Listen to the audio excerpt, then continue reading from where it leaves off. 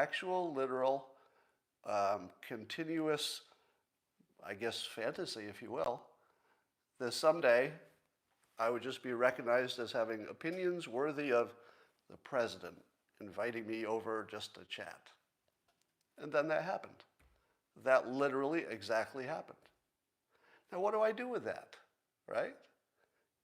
Should I check myself into a mental health clinic because I've had thoughts about my own potential success that are really unreasonable? I mean, by any measure, well, thank you, Ike. That is far too kind. By any measure, I fit the definition, right? But it's not mental health in terms of it being an issue, because it actually seems to motivate me to work harder and accomplish things. So here's the point. When I was saying that narcissism is not a problem, it's not a mental health problem, the mental health professionals actually agree with that. Okay? The kind I was just describing, the very narrow kind, where you just have a pretty good opinion of your abilities, probably not a problem because it makes you happy. It might bother other people, but that's sort of their problem, right? So I'm going to stick with my opinion that if you were to very narrowly and incorrectly, by the way, if you were to incorrectly use narcissism just for a high opinion of yourself, that's not a mental problem. So I keep that opinion. Professionals agree with me. What I didn't know is that there's this whole set of other behaviors that come with it. One of them is projection, that only the narcissists do. So when I said, that's not real, people don't literally accuse you of the thing they're doing. Like that would just be so on the nose. And it is true that people don't do that. Your average person doesn't do projection. I mean, not much. Maybe they do a little. But the narcissists do it only. They do it continuously. So that's just part of the personality trait that comes with the package. The other is the gaslighting question, which I said there's no such thing as gaslighting. I was correct in the definition I was using, which was the original definition. Where I'm incorrect, 100% incorrect, and by the way, when I'm done with this, I know from experience that I can say a sentence like, I was 100% incorrect, and somebody later will say, why don't you admit you were wrong? And I'll say, what does 100% incorrect sound like if not admitting you're wrong? But watch, it's going to happen in the comments. And here's the difference. Gaslighting, the way it was originally invented, shall we say, was making somebody doubt their sanity, but that's your point. You're trying to make somebody think they're crazy. The way it's been used in popular use is not like that. So the original definition, I still say, it's not a thing. People aren't doing that. Nobody's doing that. But the way it's used in popular discussion, and now I would say it's common usage, so I would say that the definition, I will respect that definition because it's common usage now, which is that there's so much lying going on that you start thinking you're crazy, but it has nothing to do with the intention of the person doing it.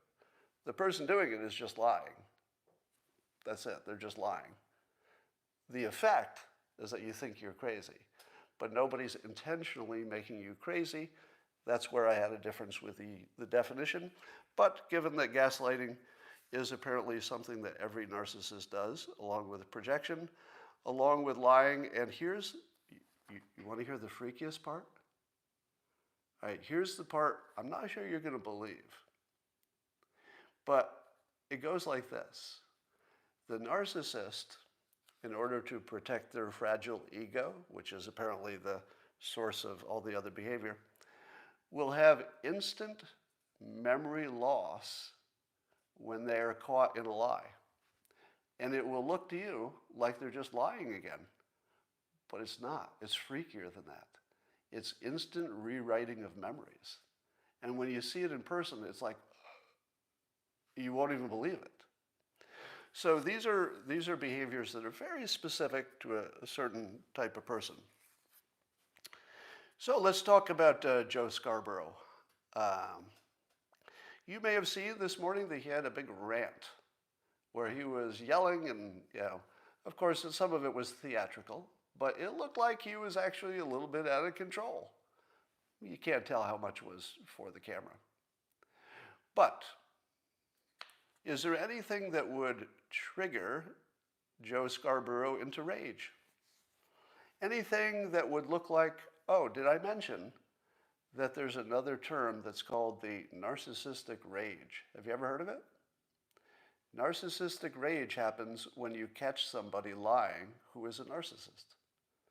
So let's say, for example, the narcissist said, there's nothing in my hand. But yet you could point to it and say, there's something in your hand. Right there. Right there. And the narcissist will say, no, there isn't. No, there's nothing in my hand. And you'll say, let me get 100 scientists, and they do a study. Yeah, we're all looking at it. It's right in your hand. But if you catch a narcissist cold, like there's just no way out, they have a very predictable path next. Do you know what it is? Rage. Yeah, if you catch a narcissist in a lie, they won't just lie again, although they might try that first. But when they know they can't get out of the lie, they go into a rage, and the problem is you and things that you've done in the past. Apparently, that is so predictable within this personality set of traits that you can just say, okay, this is going to happen next. Caught you in a lie, narcissistic rage comes next. After that, will be blaming me for something that happened a long time ago. And look how specific that is. Blaming you for something that happened a long time ago to divert you from what's happening to today. That's very specific. And it's part of the personality trait, which is weird. So was there anything that would have triggered Joe Scarborough? Anything that would have made him look embarrassed?